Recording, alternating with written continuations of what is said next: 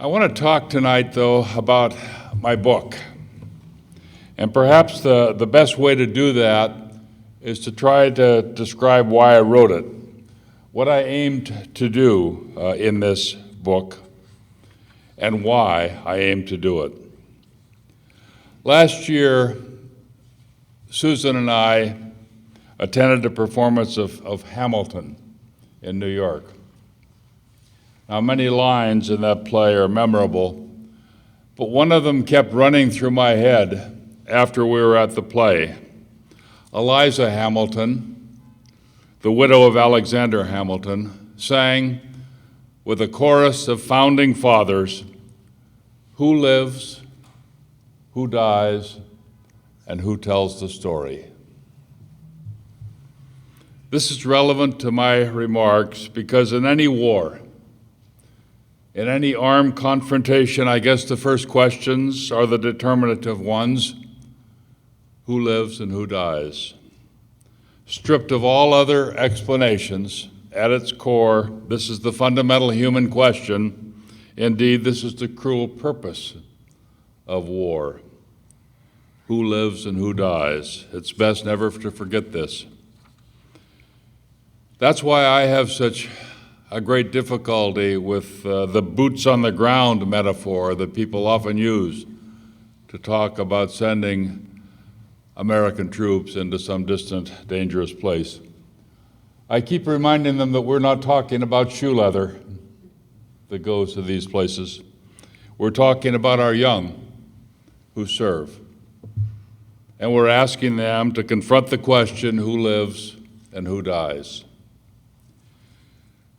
But then after the shooting stops, and most of us can step back and say, we had no part in that, we had no role in it. We did, of course. But after the shooting stops, the lingering question keeps remaining there. Who tells your story?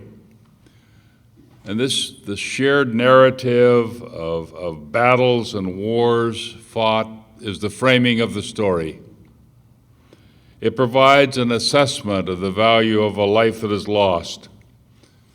It reminds us of who this person was. And it marks forever the survivors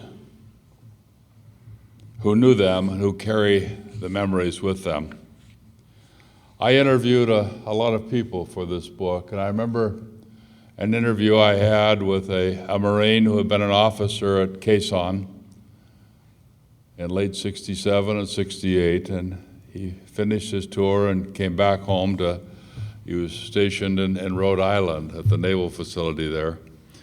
And one of his assignments there was to go out and inform parents that their son was not coming home, and most of them were parents rather than spouses because Marines were younger in Vietnam. And he told the story of going to this one house and knocking on the door. And a man, the father, greeted him warmly at the door and saw he was a Marine, and he started to explain to him why he was there. And the father started weeping and went into a rage and tried to hit him and started wrestling with him, and they wrestled around on the floor. And he said, this father was above me trying to hit me. He said, I knew I could very comfortably take care of this man in a fight, but the last thing I wanted to do was to fight this father who had just lost his Marine in Vietnam. Finally, his wife and the priest that the Marine had brought with him over to the house managed to get the father off, and they sat there talking for a while. And then the mother asked, when will our son's body come home? And the Marine who was out on duty there informed them about 10 days probably. And the priest totally innocently said, oh, right before Christmas. And the father went into a rage again and started wrestling with the Marine officer. I talked to somebody from Pennsylvania who was 14 years old, I guess, when his brother was killed in Vietnam. He was home alone, and there was a knock on the door, and there were two soldiers there, and they didn't say anything to him, but they asked to speak to his parents, and he said, well, they weren't home, but they had just called, and they're coming home shortly, and they said, we'll wait then, and they waited on the porch. And he went out to talk to them, and he saw they were in the Army, and he said, I have a brother who's in the Army. My brother flies a helicopter. He's in Vietnam. This is my brother's name. Do you know him? Do you know my brother? And then the parents came home, and the soldier said that his brother would not be returning home. And he said he ran up in a hill behind their house and just sat and wept and wept and wept, embarrassed, feeling the loss of an older brother whom he respected very much, but realizing how embarrassing it was when he kept asking, do you know my brother? We all need to assist in the responsibility of carrying of and sharing these stories. These need to become embedded in the national narrative, not the stories of the knock on the door, but the stories of the brothers who did not come home. And it's critical, though, to note that the stories are about more than those who die. Those who serve with them also have important reflections to share, and they need to do this rather than to remain burdened with the silent memories that so many of the Vietnam generation have carried. Nearly 40% of the 60s generation of the baby boomers served in the military. About 10% of them were in Vietnam. More baby boomers died in Vietnam and have their names recorded on the Vietnam Veterans Memorial Wall than went to Canada or went to prison for evading the draft.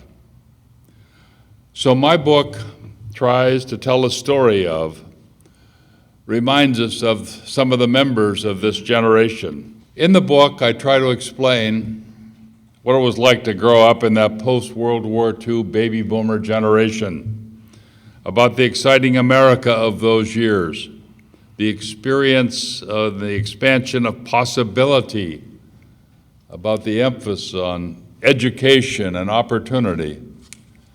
It was an exciting time. But I also detail that scary world of the 1950s, of worries about impending nuclear attacks, about duck and cover drills in the schools, about the conviction, the shared fear that the world would be at war, and by the constant reminder that this nation would need to be prepared to fight this inevitable war, and that citizens would need to step up and assume the responsibility that accompanied citizenship. It was an era of the peacetime draft and the civic contract that reminded young men of their obligation to serve. Now, I am not in this book sympathetic to any of the political leaders who took us to Vietnam. My focus is not on them, but I can't say I'm kind to them either in writing about the steps they took. But my interest here is less in assessing the foreign policies and commitments of presidents from Truman to Nixon. Others have done this, and more will provide this history. My interest really is in trying to relate what it was like to grow up in a world that was described by political and cultural and educational and religious leaders as a place where Americans would need to stand up for freedom. How did the writing your book change you? That's an interesting question. It certainly has had a powerful impact on me. I think I've certainly feel closer to many of these people, even though most of them I've never met. I feel close to them. They're just wonderful people. They've been supportive of what I've been trying to write and what I've been trying to do here. And I have a fuller sense of the complexity of Vietnam and even greater admiration for those who served there. I believe that those who stand up when their country calls in a war that's unpopular, they still stand up, are to be commended even more. Most people that I interviewed, I don't know the experience of those of you in this room, but most people that I interviewed agreed that maybe shortly after they got there, they thought, this is not about dominoes falling. This is not about stopping somebody from attacking Los Angeles next week unless we stop them here. They realized that so many Vietnamese were hostile toward them, didn't want them there, were afraid of them. They realized that they were carrying so much of the fight that Arvin was held back and was not involved in it. And what they did, and veterans here know that, and I think veterans of any war, any time would know that. They weren't fighting for something that President Johnson or President Nixon was talking about. They were fighting for themselves, to look out for themselves. They learned to do that. And so importantly, they were looking out for their buddies. There's something I talk in the book about a buddy. And a buddy in a combat situation is not like a lifelong friend. Some of these guys, a few of them wept when they said, I went to look at my buddy's name on the wall, and I couldn't remember his name. All I knew was his nickname. That's all we called him. But there was a closeness that transcended what we normally think of as friendship. And anybody who's been in combat knows that how close you are to your buddies and what you think of them. I came more and more to have a tremendous affection and admiration for those who are serving there, and I hope that that's reflected in this book.